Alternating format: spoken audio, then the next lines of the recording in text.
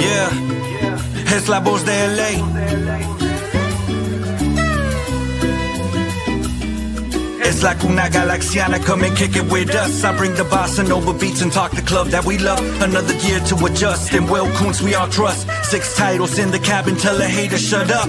Mirar al horizonte con el cielo morado. Llegamos al estadio como siempre lo hago. Es la nueva temporada, ya cumplí 30 años. Rezándole a San Pequi que no dé al travesaño. Que repartan los balones y no sean tacaños. Que regrese el contraataque y que le hagamos daño. Un saludo para Robert, hermanos ecuatorianos. Que la táctica de Ananda nunca sean en vano. Si se trata de mi gala me levanto temprano. Ver el fur en verano, en el pasto tumbado. Siempre estoy a tu lado, en cualquier resultado. Vamos Galaxy, on top is where I gotta be. Chilling in the canopy, staging like a winery. Goals during rivalries, brew from the refinery. Only want the finer things, we letting you know.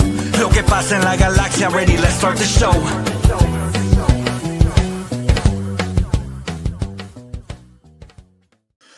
Hello, hola, and buenas, and welcome back to another episode of Laguna Galaxiana, a podcast always made with love for all you LA Galaxy fans out there, wherever you may be.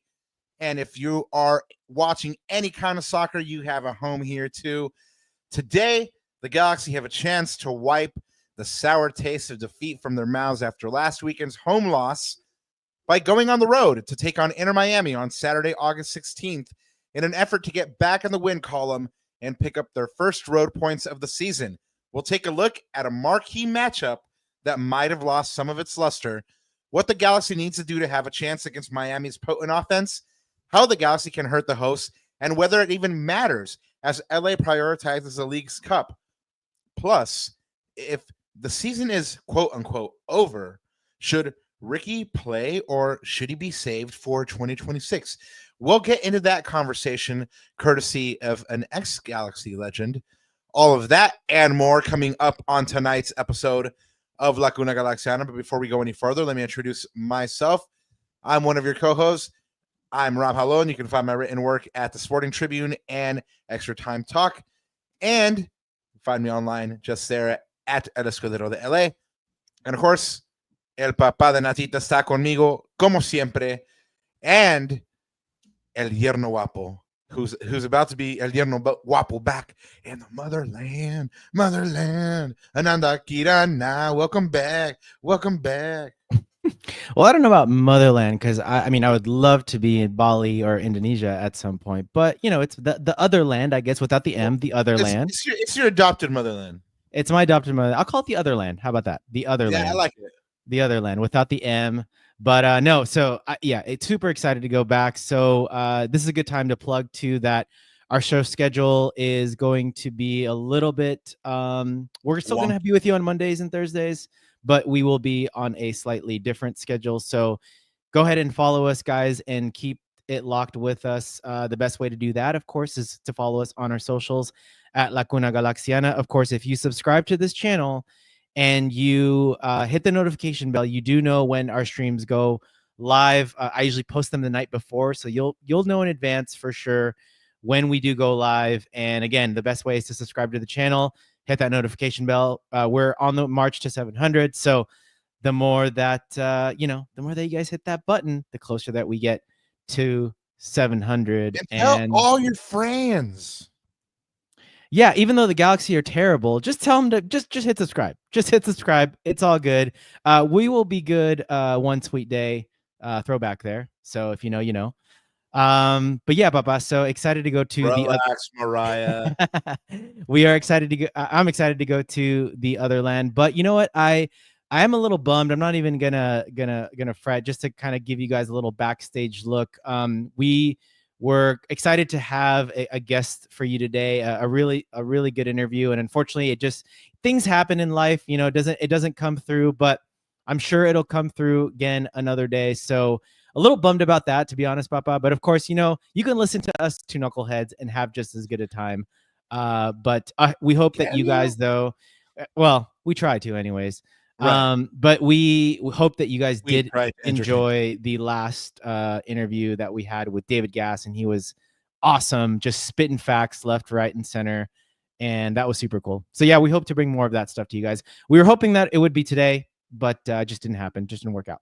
Yeah, no, Gas was spitting hot fire. Thank you to him once again for being here with us. I mean, we talk about it all the time, man. Like we've been fortunate that we've had incredible guests on, and I mean, hopefully, whoever up there that that likes us keeps on liking us and then keeps on bringing us incredible guests like David Gass. And since we're speaking on it, I mean, like we've had Will Kuntz on a couple of times, and we've had Preston Judd, not to mention the Portuguese Hammer, and then Josh, and then I mean, we've had pretty much the entire cast of Corner of the Galaxy on, chilled with the Nag Boys, and hopefully all that kind of stuff continues, because we have a hell of a time doing it. So it's a great time.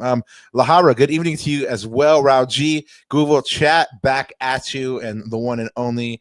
What's up with it? We see you over there doing your thing in 138 Mang.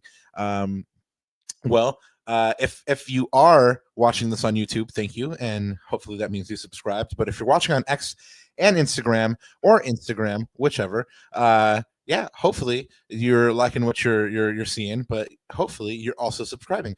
Like Ananda said, we are on the march to 700 right now. If you got something to get off your chest, if you got something to say, hit up those super chats. You know what the best way to do it is. Man, if you really got to ask a question, that's the way, man. Ananda, do you have anything else to add before we get into these announcements? Just a last minute housekeeping, I guess, since we've pretty much covered everything. Of course, you guys can always follow me, block me, or stalk me at Lacuna Galaxiana. Get 'em. And as I said, you can follow us on all your socials at Lacuna Galaxiana. Again, we are going to be on a slightly modified show schedule, but we are still going to we are committed to keeping that Monday and Thursday slot with you guys. And of course, hopefully Rob, I will not unfortunately be at the digs, but hopefully Rob will bring you some more Leagues Cup coverage in the next quarterfinal next week. We'll bring you some instant reactions, some mix zone, some interviews down there as well. So hopefully we will keep that coverage up. So again, stay tuned with us, guys.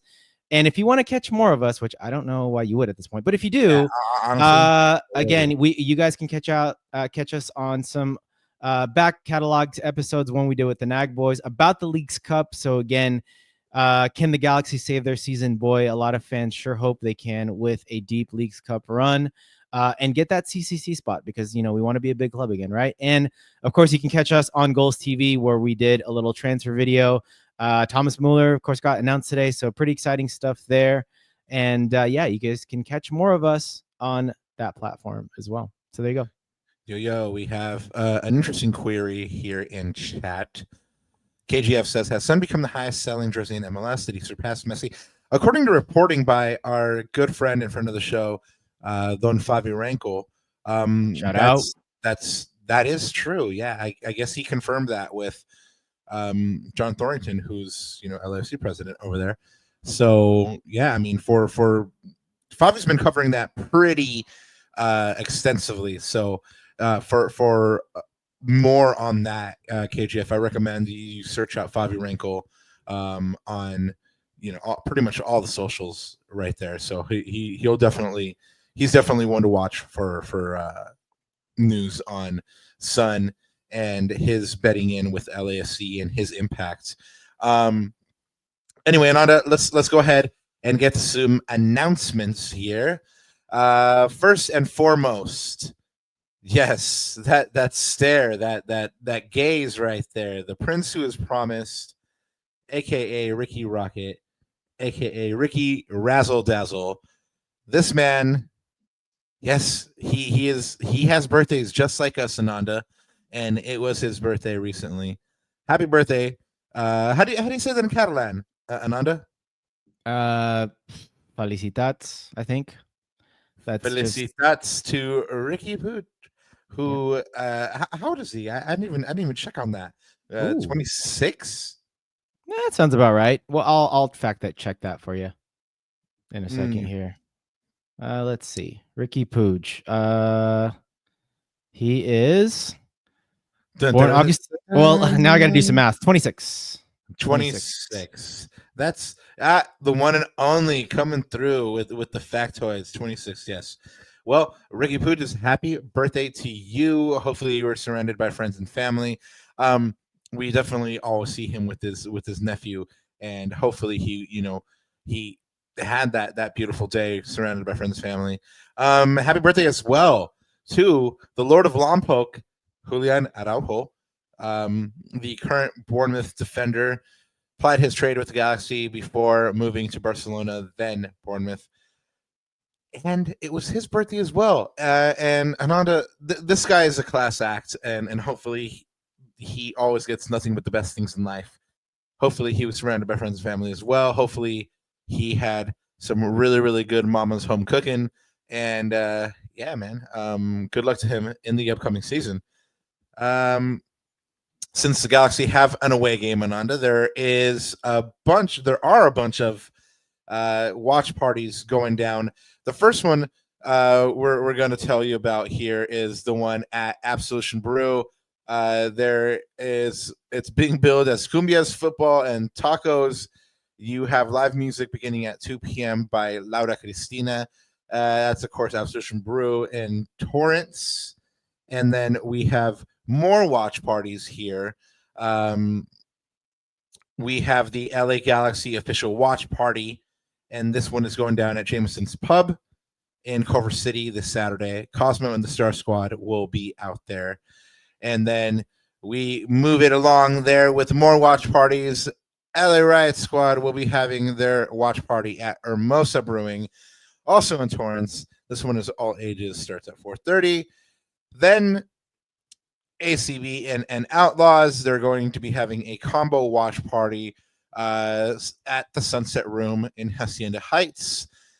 This one hits close to home because 25% of sales will be donated to LA Taco to continue their work providing vital coverage of ICE's occupation of Los Angeles.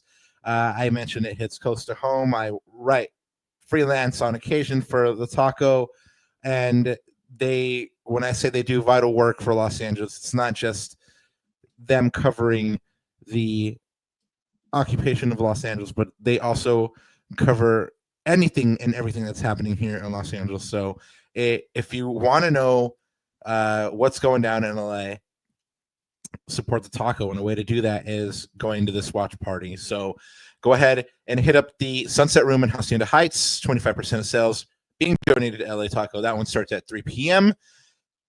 And if you can't get together with all the G's on the 16th for this watch party, definitely make sure to get together with your fellow G's on September 6th for the 11th Blue, White, and Gold pop-up at Absolution Brew. Remember them? We talked about them a little earlier in their watch party, watching some live cumbias.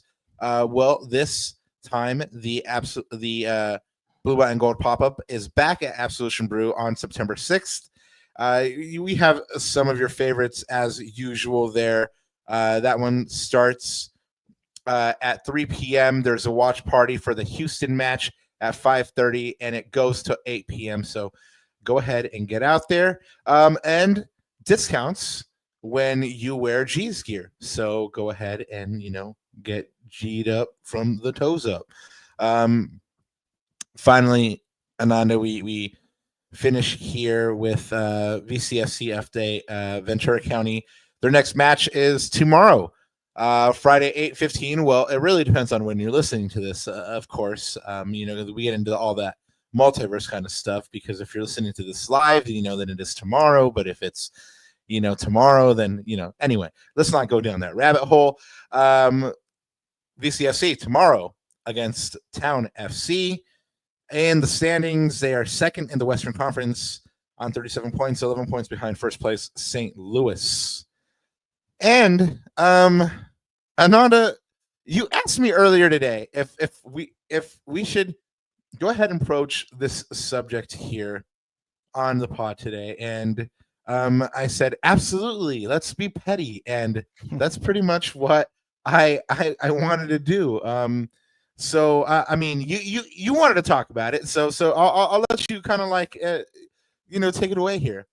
What caught your eye initially from what this next subject matter? Yeah, let me just pull it up. And so I think this has been kind of like the chatter amongst all of the socials, I guess. I think this is hilarious for one bit, because this documentary, by the way, with Pulisic, I think I texted you about this about like maybe a month ago, and I said, hey, like I just started watching the Pulisic documentary on Paramount Plus, I think it was, and I think it came out like a month or so ago. And recently, CBS Sports Golazo just put out a couple of clips, I guess to promote it. Maybe the news cycle was a little dry, Rob, and they had to pull some clips out to discuss sort of like some of the highlights that came out of this documentary. And boy, did it cause a little scuffle, a little skerfuffle. In the X space. Question. You say that the news cycle was dry, but I heard it was in response to Pochettino, basically, doing a press conference or something like that. And I could be. I may have missed that part again. Like I said, if it came out of the weekend, I was not online much over the weekend. I just saw the responses like earlier this week, and I was like, "Whoa, what the hell just happened? Like something just happened." And I think this was the genesis of it, which is these clips. But anyways, so if you guys have been a little bit out of the loop, what happened was, so like I said, CBS Sports Golazo put out a couple of clips talking about the documentary, talking about the USMNT, and etc. This first clip, it talks about Tim Weah calling the older USMNT heads evil. That was the words that he used. But that called them evil, dog. Called them evil. But not only that, on top of that, he called Pulisic's dad called them out, saying that there are pundits that only want clicks. I wonder who he's talking about there. No names. Jeez. And then, of course, the second clip, which I think is the one we have on the screen here, is Pulisic basically talking about why he missed the Gold Cup. And he said that for once, this is something he needed to do for himself. So, hey, my favorite part of this whole clip was when Timmy Weah goes, correct me if I'm wrong, but they didn't win anything either. And I was like, damn. Oh, he was throwing shade. Like they were all throwing shade at the legends. But you like your chisme, Rob. So again, I read this and I read the recourse or the discourse from all this, and I was like, this is hilarious. But you were all about the chisme. So what, without trying to read anyone's other's reactions or any other reaction, what was your like initial gut instinct? Like, is there a side or a party in the right here? Oh yeah, absolutely. Like if you go back, there's a damning stat here that I think just kind of tells you if kind of like where the mentality of this team is at. And Ananda, would you mind going back to one slide here, sir? Yes, this one did numbers here for our mate Lawrence Dockery at LDoc93. He says, since his debut for the U.S. men's national team in 2016, Christian Pulisic has appeared in 78 out of a possible 152 U.S. games, or 51%. All right, check it out. This man is the captain of the U.S. men's national team, right? And he's played in 49%, 51% of these games, right? I mean, that's just not enough. You as a captain, you got to be out there on that field, right? You got to be present for your team. You got to be the face of the team whenever it shows up for tournaments and show up for press conferences and stuff like that. That's what you're supposed to do. That's why you wear the armband. If you don't want to do that, then don't wear the armband. I mean, if you don't want to represent the national team, don't do it either. I mean, that's just not enough, Ananda. For me, 51%. But is this out of his will, or is this because I know he's had a pretty wretched injury history? I think his best seasons, I want to say, was right after COVID with that Chelsea team that went to the 2020 FA Cup final. Because I remember that game, and Christian Pulisic was lights out in that game. I'm just looking right now. I'm actually looking live here to see if I can find out his injury history, because I know he's had a wretched one. So, but again, I think that has to seep into this conversation. I don't disagree with you totally, but maybe there's another reason behind it. You know what I mean? Oh yeah, I'm sure. I'm sure not. I'm of the remaining 49%. I'm sure not all of them were, just like happened in the recent tournament where he was like, nah, I'm not gonna do that. I'm sure it wasn't all like that. I'm sure some of them were injuries. Some of them, his team didn't release him. That too. It's still not enough. I mean, Yeah, I'm looking at it right here, man. So he's missed, let's see, 13, 6, that's 19, 34. And this is just within a couple of years. That's already a lot. 34. So he missed 13 games in 1920 with an adductor injury, 6 games with a muscle injury, 15 games due to an ankle injury, 13 games for Chelsea and the USMNT knee problems. Yeah, he's had a wretched injury history. But if you look at this, what we're talking about now in the Gold Cup one, I think can be scrutinized. I think that one can be criticized because he simply flat out said, look, dog, like I gotta do this for myself. You know what I mean?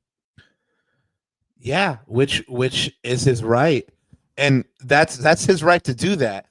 But then don't come on this documentary and say, I think that's the problem. Yeah, don't come and complain that people criticized you. I mean, the action invites criticism. I mean, whether he was right or wrong to do what he did, that's not up for debate. It's he needed to do what was good for him. But like I said, the action invites criticism, and so you have to be able to stand up to the scrutiny if you make a decision like that. You are the captain of this team and the face of this team. And yeah, there was a clip where some Vata was under like every decision he makes gets scrutinized and analyzed. I'm like, yeah, blood, welcome to 2025. Yeah, blood, like he's the captain. Like I said, if he doesn't want to be, then he doesn't have to be. I mean, if he just wants to be a more private person, then shouldn't have done the documentary. Yeah. So this is like, I think, and maybe I'm alone in this, but I think that he's perfectly in his right to say what he needs to defend himself. I'm okay with that because I'm trying to be empathetic. And if I was in his shoes, I would have probably been pissed with everyone talking about me and doing the same thing. Now, I think where it gets really just icky for me, and I would absolutely give a talking to my mom and dad, is the part where his dad jumps in. Because that's just not a good look. Like I don't need my dad to defend me. Like I can defend myself, and let me defend myself with more actions on the pitch. Like let me just defend myself and show all of you guys, and hopefully for his sake, he has that chip on his shoulder to kind of prove everyone wrong on the pitch. I hope so. In the World Cup next year. So, like I said, I'm okay with him defending himself. I'm okay with Tim Weah defending themselves. I mean, they have the right to say that because Timmy was comedy. I love that. They're the ones in the situation. But I think where it gets weird and just like a little that I don't agree with is when the parents step in. I think that's just too much, man. No, absolutely. I mean, we don't have to hear from Senor Pulisic. Christian is fine, but yeah, like I said, Timmy was comedy. I'm here for it all day. And we warned you we were going to get petty, and yes, we got a little. I saw this one take from Tactical Manager. Shout out Tactical Manager. He said that it screams of pay to play parents, and it's so true. I'm not even gonna deny that, bro. It's like it. Yeah, I mean, look, it's kind of a mean thing to say, but I was like, ooh, that's got a silver lining of truth in there. Yeah. There's a culture. There's a U.S. soccer culture and that whole pay to play thing. But one of the things that they were criticizing are these pundits, these former players turned pundits who, according to them, criticize them, and then the next moment want to shake their hands. They didn't name names in the documentary, but they had already named names. And one of those was former LA Galaxy great Landon Donovan. he's more than entitled to his opinion. We spoke about his own troubles back in the day and his own need for a sabbatical. But he did sound off on this topic. But recently he was on MLS's show here, and he was talking to LA Galaxy. And in that interview, Landon said that Riqui should sit out for the rest of the season. And just pretty much get ready and get healthy for 2026. That there was no point in him coming back. So, we've kind of touched on this a couple of times already, and how it makes sense for him to come back and get a couple games under his belt, and kind of play with these young kids and kind of see how he links up again with this team. But now, in light of what Landon's talking about, in light of the situation here where the Galaxy are almost certainly out of the playoffs, does it make sense for Riqui to come back? What do you think? What are you thinking these days in light of his return? He certainly wants to come back. He's teasing that return. So what do you think? I am of the opinion, and my rule of thumb on this is I want to protect Riqui Puig at all costs, in maybe to a fault of overprotection. Sure. Because Rob, this is not about this year. This year's done. Like, other than Leagues Cup, like, this year is done. Like, let's just call a spade. But I don't want to, as a fan or as someone that has, stakes in the ground for this club, like, I do not want to risk the Galaxy's future. We see how important this guy is to this team. And I don't want to sort of risk an early entrance if, let's say, whatever it is hasn't healed properly, or maybe there's not enough muscle strength, whatever that looks like in rehab. If he's not 100%, he should not be playing. Because I think I'm looking more. I don't want to be short-sighted about this. I'm looking at the long-term health of this club, and we need a healthy Riqui Puig to be as in the words of David Gass, a title contender in 2026. Well, David Gass did tell us if Riqui Puig is on the field, it makes the Galaxy an instant contender. I mean, it's tough. I mean, I see it both ways. I mean, and really, it really should be up to him and Greg, because you can tell he wants to play. He wants to be out there, right? Anybody who's, or most anyway, professionals, if they get injured, they're itching to get back, and you can tell he's itching to get back. I don't know. So I mean, I'm kind of both minds at the moment. I don't know which one I'd really go with. I would really like to see him step out onto the field and at least give the crowd a little bit of a lift, towards the end of the season. But and then you also got to consider, if the Galaxy do get through the quarterfinal and then the semifinal, if they get to the final, right? Does that give Riqui enough time to get back and play in that final? You got to remember, he was included in that Leagues Cup final, that Leagues Cup roster. So, I mean, the romantic in me says yes. The realist in me says no. I mean, this is the thing about trying to protect Riqui, which is I would rather err on the side of caution. If he's not ready, he's not ready. I do not want him in a final, by the way. We don't know how effective a 50% Riqui Puig will be in a final, right? So, no, man, I'm going to err on the side of caution. And again, the other thing is we're not privy to how his rehab is going. Like, he's doing individual training right now. Rob, this is August 14th. He hurt his knee probably just about 8 months ago. A full ACL tear rehab is usually about 9 months. I'm not a doctor by any means. So it's like, just follow the doctor's orders and, just go through the paces, man. Go through the things that you need. Yeah, the romantic in me is screaming for him to come back and come back just before the final and then lead the team to glory. But I guess they used up a lot of that magic in 2024, right? Shout out to everybody in chat. This is a good time to remind everybody in chat to go ahead and subscribe if you haven't yet. Hit that like. Go ahead and let us know where you're representing from. I myself, I'm coming out coming at you from Bell Gardens. Well, this man, Anandita Kirana, is coming at you from the Big O. Let us know where you're listening to this podcast from, and thank you so much for doing so. Go ahead and hit us up with that subscribe. Go ahead and let some of your friends know as well. Getting into this game preview here, Ananda, I'm just going to preface this whole entire preview with the fact that I yeah It's a huge Lasai, Baba. Something's up. Well, it's first off, thank you to Marvin for calling out that wonderful movie with Queen Latifah in common. But second off, I listened to two different Miami podcasts earlier, and they were both talking about how Miami is just going to whoop up on that Galaxy ass, man. Like, it's just like they're like, even if Messi doesn't play, and they both seem to think that Messi is going to play because he was in training today. Apparently he took you're usually only allowed 15 minutes at the beginning of training, right? As media.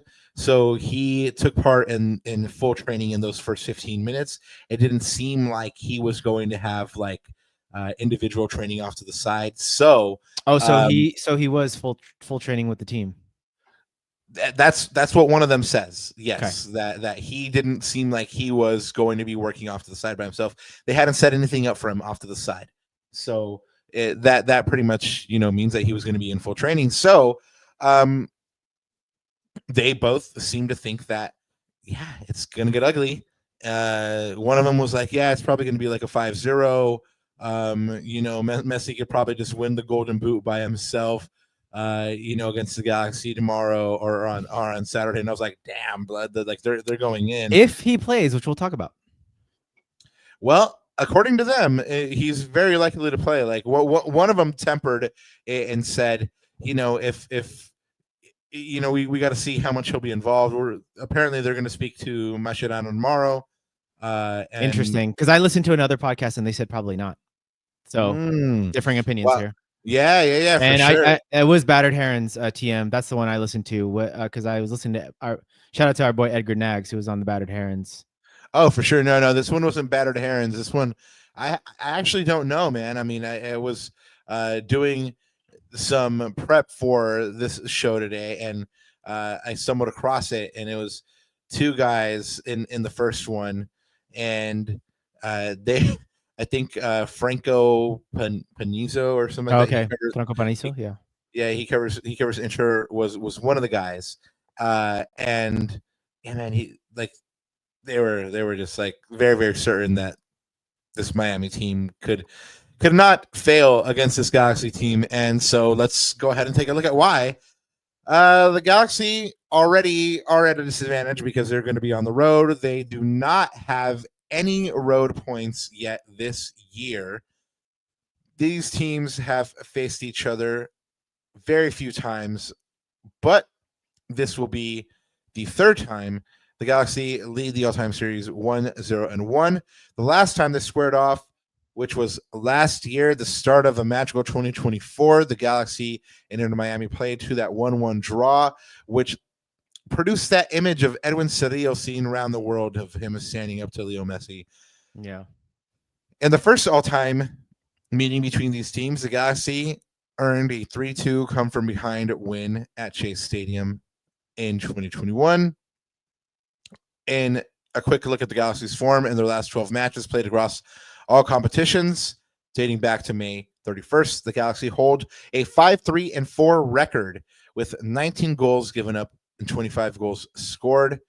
It's not going to be pleasant conditions at this one.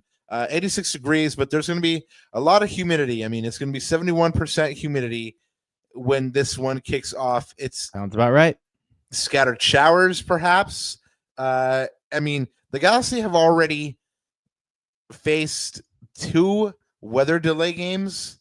One that got postponed indefinitely, which will now get played sometime in September, and this one has those scattered showers, and let's hope that no thunderstorms and no lightning happen for this one.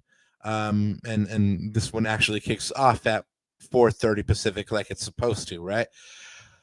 Looking at these teams and their form, obviously the Galaxy is not where they want to be. We've told you about all their struggles after 25 matches, 3-15 and 7 record, 28 goals for, 52 goals against, on 16 points, 0.64 points per game, negative 20 goal differential, 15th in last place, 16 points behind 9th place San Jose. Inter Miami, on the other hand, after 23 matches, they have a couple less matches because they participated in that Club World Cup. After 23 matches, Inter Miami holds a 12-5-6 record, 50 goals for, 38 goals against, on 42 points, 1.83 points per game, for a plus 12 goal differential, good enough for 6th place there in the Eastern Conference. Certainly not where pundits thought they would be. They thought they would be closer to that Supporter Shield pace that they set just recently. And you're really seeing this Miami team kind of exposed on a national level. I mean, just recently, their game against Orlando was one of the featured games of the week, and they copped a 4-1 loss to the rivals. That was that Florida derby, which Muriel started just the route very early. I think it was in the 3rd minute, Ananda, that he gets that goal. And you actually put me on to a fantastic save by El Pulpo Ayese on Luis Suárez, who Luis Suárez attempts to chip El Pulpo, and El Pulpo runs all the way back in full extension, launches himself for really one of, I mean, after you pointed it out, Ananda, I haven't really been able to stop thinking about it. It was a class save, and I mean, it was one of the highlights of that game. But really, the standout there is the scoreline, which is 4-1. They were taken apart by their rival, just kind of like the Galaxy was taken apart by Seattle 4-0. Orlando, man, that's a good team right there. That is a good team. They should be one of the contenders out of the East for sure. They're definitely in the conversation, Ananda. It was 1-1 at the half, and then Orlando was surgical in the second half. They exploded for 3 goals, and they left Inter Miami exposed once again. And of course, this one was without Messi. And I don't know if that's an excuse, really, Ananda, because they did have a really good Leagues Cup in which they beat Pumas 3-1, Necaxa in penalties, and Atlas 2-1. I mean, they were one of the 4 MLS teams to qualify. So the fact that they did that without Messi should tell you that this team can compete without him. But then they come out and lay a stinker against Orlando. It was Rodrigo DePaul's first opportunity to really do something in a Inter Miami shirt that didn't involve the Leagues Cup, and in his first test, he kind of wasn't up to it, right? You've been watching DePaul up a little bit closer. What do you think his impact has been so far? Yeah, I mean, I watched a few bits and bobs here throughout the Leagues Cup, but I just think he adds a different dimension to them. Just in terms of the not only defending but going in the transitions as well. He's such a good link-up player as well. I think he's underrated in that fashion. But the most important thing, man, is that chemistry. Like, he has such good chemistry with, you know, all his Argentinian teammates, of course, even like Luis Suárez, Jordi Alba. Like, he's a very intelligent player. I think his intelligence caught me by surprise because I didn't watch him as closely with Atletico Madrid. So we know his physical attributes. He gets about the pitch.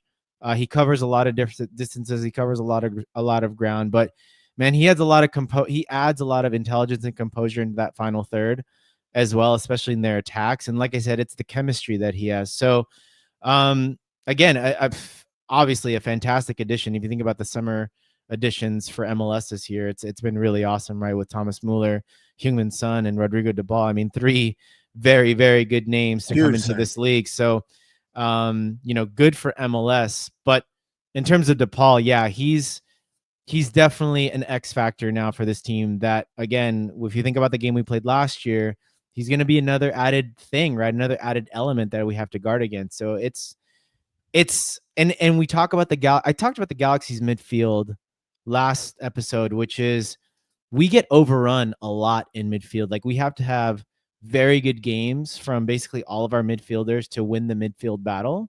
And maybe this is something that you're going to touch on later, Papa. I'm not sure. Maybe I'm hypothesizing here, but I mean, Rodrigo DePaul in that midfield, like, that's you always say it. You got to win the midfield battle, and having DePaul on that other midfield, it's going to make it tough. On top of, even, I don't care how old he is, on top of a magician like Sergio Busquets on the ball. Yeah, he certainly. I mean, class is permanent, like they say, right? I mean, he's certainly a little long in the tooth, but he's certainly got quality still. Let's face it, Inter Miami has, for all. I mean, I just said long in the tooth. For all the players that are long in the tooth, quote unquote, they still have a lot of quality, and they have a lot of quality pieces around those players, and they're going to be looking for a win here, Nanda, because they haven't won in the past 2. So they need to get back to winning ways, especially if they want to keep pace with their Eastern Conference rivals. They've scored 8 goals in the last 5 matches, and that's one of the things that these lads on the podcast were talking about, is that they feel like the Galaxy defense is a willing target for this Inter Miami offense. So, I mean, how do you stop that Inter Miami offense, right? And who do you even have on the field? Because this game happened on Saturday, just a couple days later. Both these teams kick off in the quarterfinal of the League's Cup. So do you rotate? I mean, what are you doing, Ananda? I mean, if you're Greg Vanney, or I mean, hypothesize again, since you used that word. I mean, what do you think Vanney's going to do? Do you think he's going to go ahead and rotate some players for this Inter Miami match, which is in the league and is kind of at this point inconsequential? Or do you think he's going to go for it? Go for this MLS game or go for League's Cup? Exactly, this MLS game. Look, I think from the LA Galaxy's perspective, I think it's all but lost. I mean, of course, Greg's never going to admit that in a press conference, but it almost sounded like, to me, the tone of it almost sounded like he wanted to make sure that he gave his guys enough confidence. Now, but it didn't sound like, like we desperately need the 3 points, but I think we definitely need to have a performance. I think the performance in this game is going to be key, because we need a little bit of that momentum heading into League's Cup, which we're going to face a pretty quality opponent, right? Like Pachuca, we can't underestimate the type of opponent they are. They're not Cruz Azul necessarily, but they would probably be considered a top 4 team in a conference, right, in MLS. So we can't take them lightly. So I think the answer also depends too in terms of what Greg does with rotation, because some players, like Maya Yoshida, for example, he might need a little bit more of a break just because of where he is with his age, etc. It's going to be a lot of travel for him, Marco Reus. But then other players like Edwin Cerrillo or Julian Alde, like they need minutes, right? They need repetitions. So I think those players you don't sit. They need the confidence. They need to build that. Lucas Senabre, will we see him start? Question mark, right? We may, because we may need a little more steel in the midfield. I was about to say, I feel like this is the kind of game that he would like excel in. I mean, you have these classic type South American quality, like just, I mean, a rugged enforcer like DePaul needs a rugged enforcer to get right back at him, right? So I feel like DePaul and Sanabria would be a good little matchup. Because remember, the other thing that we got to consider too, and someone said it in the chat, eSuper1, they said they still have to fly to Miami and fly back. So this is the thing, even though, because Miami has a Leagues Cup match the same day, the Wednesday, the 20th, just like the Galaxy, but Miami stays at home. The Galaxy have to fly cross country. I think they're flying today or tomorrow. I can't remember. And then they fly back conceivably after the match, and then they have 3 days, 2 full days of training, maybe 3 days of training if the Greg doesn't give them a rest day before that match on Wednesday. So again, I think that's a lot for the Galaxy to contend. So I would see, at least for some of the older guys, maybe a little bit more of a rotation for some of the older guys, but not for your Julian Audes, your Mo Cuevas, for example, right? So, and then of course, like Emiro Garces' status is questionable at the moment, right, Rob? That's exactly correct. Greg let us know that he could be available, but it's most likely that he'll be available for midweek match against Pachuca in the Leagues Cup. But it could be like you say, Nana. They could use him in some capacity to kind of give him a little bit of a time to build up that fitness for that Pachuca match. So for the Galaxy, at the very least, it's your usual suspect, Riqui Puig, and then the questionable Emiro Garces, and whether he'll be available or not for this match. For Inter Miami, you have Alan Obando, the Ecuadorian striker who from Barça Pavos striker, 7 matches, 1 started, 1 goal. He was signed just recently, but he was also confirmed to be training off by himself. And then the big question mark is Leo Messi. I mean, you heard that from Battered Herons that they don't think he'll play. Franco Panizo's guest seems to think that he will. From what he said, he was at training today, and he saw him in that training moving pretty well. So, will Leo Messi play? I mean, does he even need to play? I mean, one of the guys on this podcast was like, I mean, it's just the Galaxy. He doesn't even need to play. And I was like, shots fired. Shots taken. Like, yeah. Well, what can you even say to that? It's like that little kid behind us in New York. It's like, what am I even going to say? Anyway, Ananda, so looking at the starting lineups here, we've already talked about, the impact of the Leagues Cup and how much that will affect the lineups here.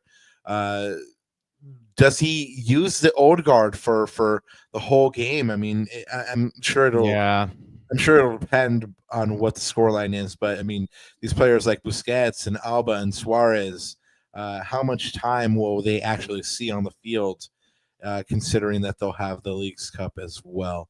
Ananda, what are you seeing out of a Galaxy lineup here?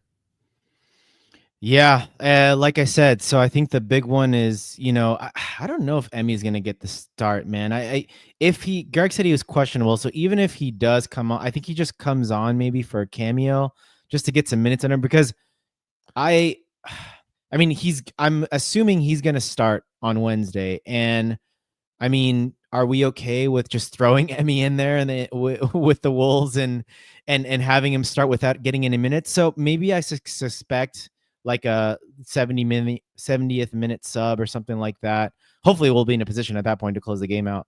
But I'm hoping Julian Aude and Mo Cuevas start again. Rob, these guys need minutes, right? For these young guys, they need development minutes. This is the perfect game to throw them into to see, because they're going to have to defend, right? They're going to have to defend against a very good offensive team. The midfield is where it gets interesting. Again, I talked about Royce. Is he fit enough? Or I guess, are we trying to save him a little bit for Wednesday? Or does he feel good enough to play, let's say 70 plus minutes, right? Maybe the whole 90, not sure. And then does Greg go with Fagundes? Or I was actually surprised not to see Sanabria feature at all the last game. So it's like, I don't know what's going on there, Rob. I don't know if there's something happening. He was having like back issues. Like he was warming up. Greg told us he was warming up, and that he let him know that he was kind of like feeling his back a little bit, and so they at that point they were like, why risk him? Yeah. So he might get a start in there maybe for Diego, and we play double pivot again. They play a straight Mache plays a straight 4-2-3-1. We might just counteract that with the same thing. And the front three stays intact. I think this is the best front three. This is the best front three we got. This is the best chance we got with that front three. Nasi has to start. Should be a very interesting game. I think for me, the more interesting side is Miami, because they are playing for something in the league and as well in League's Cup, but it's like their players, especially Luis Suárez, Busquets, etc. I mean, their players are, Marco Reus's age or more. So I think that to me is the more interesting one. Of course, Messi. That's all. If I had to put a bet on it, if I had to bet my house on it, I don't think he plays. I think League's Cup means a lot to them, getting that trophy for that organization. What are the stats that you think are going to dictate this game? Yeah, I didn't pull up any of the normal stats that we pull up because I think it's pretty clear that we know that Miami is a very, very good offensive team. I mean, they're the top goal scoring team in the league. But I did pull out a couple of interesting stats, Rob, and maybe just like fun stats or less obvious stats. Let me just pull them up here in my notes. Hey, by the way, chat, start dropping in your game predictions. Let us know who you think is going to win this match. If you think it's going to be a surprising Galaxy win, or Inter Miami is going to show the Galaxy what's up. Go ahead and let us know. Drop those game predictions. Go ahead, Nanda. Yep.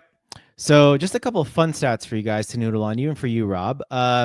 Miami has scored the most goals in MLS in open play, but they're also in the top 10 and most goals conceded in open play. So again, they are they're kind of like the Galaxy last year, right? Very, very top heavy team, attacking firepower all over the pitch, but they are susceptible, especially in transition moments.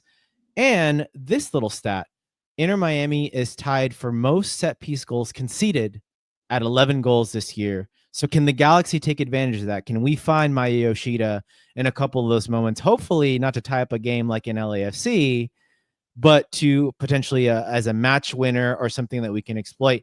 Now the Galaxy haven't been this 3 points in Miami. Oof, that would be awesome. The Galaxy still, excuse me, are not a great set piece team as well. Defensively, we've conceded 8. Although I don't really think that's been a problem. At least recency bias tells me that hasn't been, but I could be wrong about that. Rob, fun stat for you guys. Miami has no penalty goals this season, but they haven't conceded a penalty either. So we'll see if that trend breaks this year. But yeah, guys, like I think overall we know that Miami's a good offensive team. We know the Galaxy are probably one of the worst, if not the worst defensive team in the league. So it's interesting, like, right? Do we prefer a wide open game? Do we prefer this to be a shootout, or do we prefer this to be cagey? Cagey, I would think. I think they have more guns. I think they have more weapons, and they let's face it. You said it. They're the top scoring team in the league. The Galaxy have had a lot of chances that they have not executed. I don't think you want to get into a shootout. But not only that, Anandi, they have individual talent that can win you a game. I mean, for all the fact that we've been talking about their age and stuff like that, Suárez, I mean, he still has quality in Ananda. I mean, 10 goals and 10 assists and 5 goals so far this year. I mean, he's turned more of a provider this year than a goal scorer. And it's kind of like an interesting development in the twilight of his career. I mean, but that kind of makes sense if you're playing Luis Suárez, who isn't as mobile anymore. You're getting him the ball, and he's holding this ball up, and the runners off of him, Allende and Segovia, are giving him options. Allende has 7 goals. Segovia has 7 goals and 3 assists. So you're seeing those 3 players, that front 3, basically get involved with each other quite frequently, and that's Suárez is getting these assists, man. I mean, he's basically letting Segovia and Allende eat. I mean, and then you have these players that are basically their depth pieces, like Fafa Picault and Benji Kramashi, who, I mean, have 6 goal involvements between them. And then you have the old guard with Jordi Alba and Busquets with 5 assists each. You have creators on this pitch. You have guys that can pick out a pass. You have guys that can, as Greg said, you let your guard down for 1 second and they're hurting you. Yeah. So the Galaxy, I mean, that's basically going to be my fill in the blank in honor for the Galaxy. To win this match, they have to be always on. If they turn off for 1 second, like Greg said, Miami will hurt them. Yeah, that's absolutely right. They can flip the game on its head. I think he was talking about Messi specifically. Like, he can literally control the tempo of the game by himself. He can slow down the game when he wants, and he can speed up the game when he wants. Now, again, it'll be interesting to see if Messi will actually play in this game.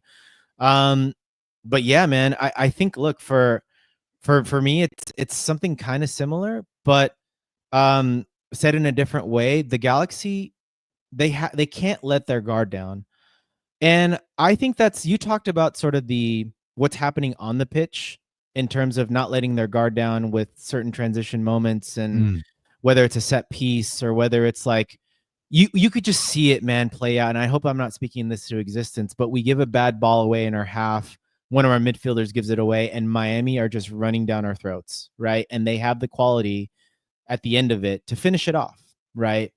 But I think for me too, it's about not letting your guard down mentally, because this is a very easy game I mean, a lot of people have said it in chat. Like, there's really nothing in the league for the Galaxy necessary to play for. They should just be able to play free at this point, right?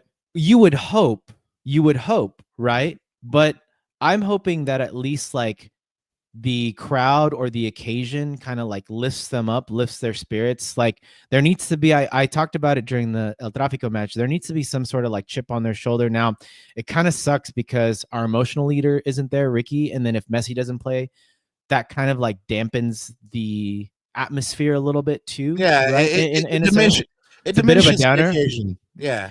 Well, it's interesting, and that's one of the things I was thinking about too. It's like, this is kind of, it might be an anticlimactic game too from that point. Absolutely. Like, there's like, you think about like us thinking about this game before the season started, like, holy crap, like that's when we're going to circle in our calendars. You prophesized and tried to say that like Riqui was going to come back this game. Like, there was a lot of anticipation and hype built into this game. In that same article, I predicted Riqui was going to come back for this game. I said that it was going to be a preview of MLS Cup 2025 I got that one way wrong. Receipts for sure, half wrong. But you know, like I said, East is good this year, man. I don't know. I don't think Miami getting out of the East is a shoo-in by any means. There's a lot of good teams in the East, but yeah, man. Just going back to they can't let their guard down. I think it'll be interesting how the Galaxy approach this game mentally. How much do they have? Really, how much do both teams have an eye on Leagues Cup? Because and me as a fan, like, if you tell me that, like, look, you're gonna put all your chips in that basket, and look, not treat this like a training session, but if you're in a precarious situation, maybe start pulling subs at like 67 minutes, 70 minutes. I'm not gonna be mad at it because my expectations are super low for the league. And my eggs are all in the Leagues Cups basket because, again, we talked about it with David Gass. It's like that tournament can make or break the Galaxy season in terms of, was it a successful season or not? I think even if we get to the third place game and win it, I think that's, to me, as a success, because you know why? We have CCC. Like, we need to be in that tournament, bro. Like, we have to be in that tournament. Right. Yeah, well, I mean, you have a game against Pachuca, which is difficult, but then if you beat Pachuca, you most certainly face Seattle. Yes, it is at home, and yes, it's tournament soccer, and anything can happen. But if you're going on recent evidence, that's gonna be another spanking. And yeah, then like you said, all you can hope for is a good showing in the third place game. Correct. And they win that, and they make Champions Cup, and at which point you got to say, like, okay, I guess that's kind of a something. Success. It's something. It's something. I'll take it.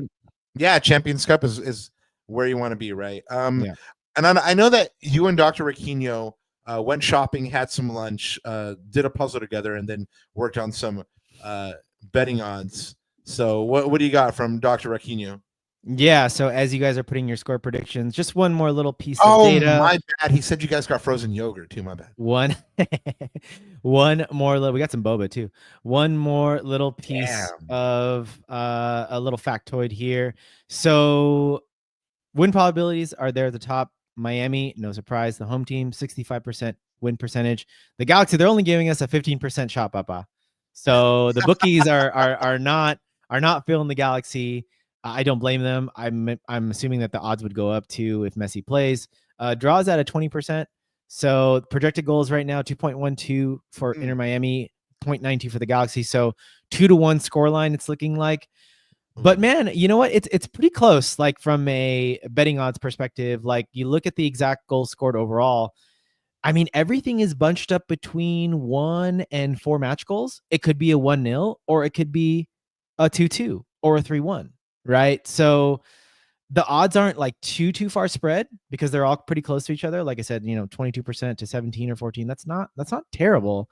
So I think there is a little bit of variance on this one. And you know what? Based off of on how both teams come out, there is a lot of variance because if we see the Galaxy team that we've seen mostly on the road. By the way, we are still searching for our first road win this season, if I'm not mistaken, right?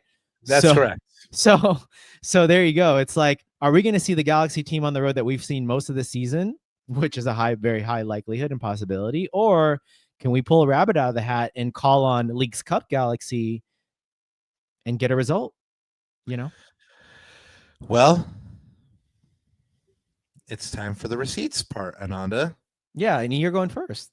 Actually, no, that's wrong. That's wrong. Because chat always goes first. You know this, Papa. Chat always goes first. Chat and then always goes first. And I don't know. We'll go from there. William Lamb, shout out, man. My prediction, he says, is the Galaxy 1, Inter Miami 3. Oh, this is gonna be depressing. La Habra Sports Fan 07, Inter Miami 3, LA Galaxy 0. This season is washed. 2-2. Zippers forever. 2-2 draw is the best I can hope for. Beautiful pup, by the way. Shout out Papa's in Hawthorne, by the way. And he always says, rest Marco for Leagues Cups. That's what he says there. KGF says, if Messi does not play, we can win 1-0. But if Messi plays, then we're maybe going to lose 3-1. Yeah. Let's see. eSuper1 says, you don't want to see my prediction. 10-0 Inter Miami.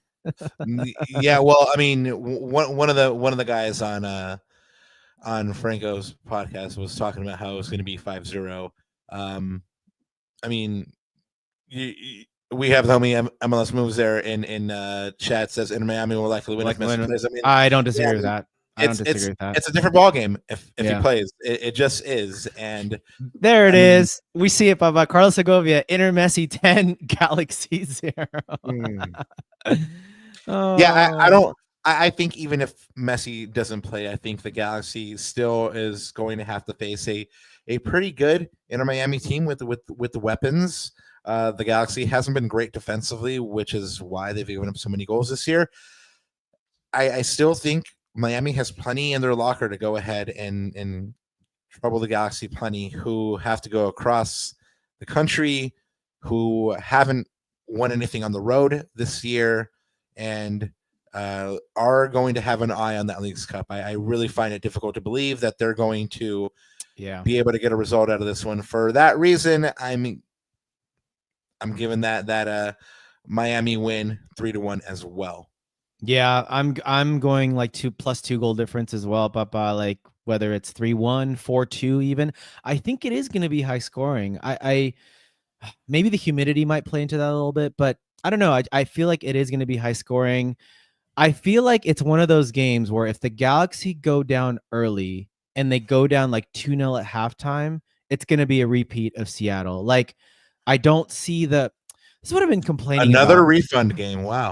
Another refund game. Absolutely. This is what I've been complaining about this year with the Galaxy is that lack of belief, that lack of fight that we saw all of last year, that lack of confidence when you're behind in the game, like especially now with less to play for in the league, right? Like if we go down early and if we get punched in the mouth, we're down 2-0 at halftime. I don't see the Galaxy coming back. That's a recipe for like a 4-2, even if we come back, or a 4-1, right? So, and I think Messi has a big part to do with that, by the way. But if the Galaxy score first, and I know Josh has really good stats, shout out Corner of the Galaxy, on if we score first, Now the game gets interesting. Now the game gets a little interesting, and we might be able to pull out a result, maybe 1 point or 3 points. So many variables, though. If they score first, and then how early they score. We actually have an opposing viewpoint here by Nader here. Galaxy will win. Miami defense is trash. Marco Royce masterclass. I mean, interesting. We always talk about this from your lips to the Lord's ears. I mean, my prediction was my prediction, but I hope I'm wrong. Are we just jaded, man? We're just like we're like we cover. No, this we're real. On We're real. No, we're real. We've seen this team. Oh my God. We've seen this team and what they're capable of and what they should be capable of. Yeah. But we've seen this team already let themselves down so many times. I mean, they shouldn't be in this position. They should not be. They're on paper, they're way better than they have been this year. And I will defend that viewpoint to the death, but I will also defend the viewpoint that they've underperformed and they have no one to blame but themselves for being in this position. And so am I jaded? No, I think I'm just real. I mean, and nothing against the players who have always been class gentlemen to us when we've been covering them. Yeah. Nothing against them. It's just based on footballing merit. It is what it is. This team hasn't shown me, like last year, that they could overcome these obstacles. And they already have a couple of obstacles against them just going into this game, Ananda. Absolutely. But like I said, for me, the biggest one is that lack of belief. But we'll see. We'll see what type of Galaxy team comes out, Rob. And hopefully the Galaxy, you know what? I would be absolutely happy for the Galaxy to shut me up, shut Rob up, and everyone that's doubting against them. I would love it. Prove us wrong, Galaxy. Prove us wrong. I would absolutely love it. I would love it if our mate Diego walked by and he was like, "Hey, I was listening and I shut you up," and I'd be like, "Oh, thank God you did, Diego. Thank God you did." That would. But I would absolutely make a deal with the devil, Rob. I would make a deal with the devil, and if we lose this game 5-0, but we go to Leagues Cup final, sign me up. Where's the dotted line? Sign me up. I would bite your hand off for that. Yeah, so I would make a deal. I would make a deal with the devil for that. You're talking about variables again, and I mean, it's just like, no, that's just a deal with the devil. That's a whole nother like. In a perfect world, they go out and show competitively against Inter Miami, and then they go out and win their game against Pachuca, and Galaxy fans, have a good week and can actually face the week, but let's see what actually transpires here. First and foremost, they need at least a respectable showing against Inter Miami to set them up for a Leagues Cup quarterfinal match in midweek. Anything else to add, Ananda, before we get on out here? Let's see. Trying to give the last word to chat. Well, let's give the last word to a couple of the comments here in chat. Raul G says Messi don't want that Cerrillo smoke, my boy. I love that picture. Oh man. KGF says Messi plays, then it will be risky for us. He is in top form after the Club World Cup. Miami won better than NYRB. Ooh, 8-0. Wow, Potter. Wow. That would for sure be a refund game for everyone that goes to Miami. eSuper1 says underperformed is right. Like a team has no coach and is just winging it. Interesting. Carlos Segovia says this team is great. There's been little sparks here and there, and something is missing. And yes, it's Riqui, but it's been more than that. 100% agree. I can't agree with you more. And Carlos Segovia says the defense needs to improve the next transfer window. Truth. A lot of things need to improve this next transfer window, but that's another episode for another day. And yes, we miss the original truth, Jalen Neal. I miss Jalen. That's all I got, man. I miss Jalen. Anyway, that's another hill I'm willing to die on. Anyway, I think that brings it to a close for us, Ananda. Next on this humble little podcast, as Lacuna Galaxiana, on Monday, August 18th, we'll bring you our Inter Miami reaction for the match happening this weekend. Win or lose, we will be back here with you on Monday, either to celebrate or to have sad full hours with you once again. And we'll also bring you a mini Leagues Cup preview. As we mentioned, the Galaxy take on Pachuca midweek on Wednesday at home. A week from now, on Thursday, August the 21st, we'll bring you our Leagues Cup reaction and Colorado preview as the Galaxy host the Rapids at home. Ooh. Guys, Matt Pollard game. yeah, Matt Pollard. Oh, I always love talking to our mate Matt Pollard, or as we know him, the straw. The straw that serves the burgundy wave drink. So there you go. The burgundy wave drink. Exactly. Well, Shout out, Matt. We want to say thank you to chat once again for doing what you do in just being so animated and really having us coast all the way through. You guys bringing that good energy. Thank you so much. Anana, anything else to add, man? Yeah, especially in a down season, and you guys, the community, everyone that interacts with us, everyone that messes with us, we really, really love you guys and appreciate you guys, and we will hopefully talk to you after LA Galaxy 10, Inter Miami 0 on Monday. Oh man, you dream, General, you dream. But anyway, guys, thanks so much for listening. Go ahead and hit that subscribe button, hit that like button, tell your friends, tell your enemies, and then make them friends, because they will say, man, he must really care about us if they send us this podcast. One thing left to say, and it's besides we love y'all, and it's G's up. Queremos chat.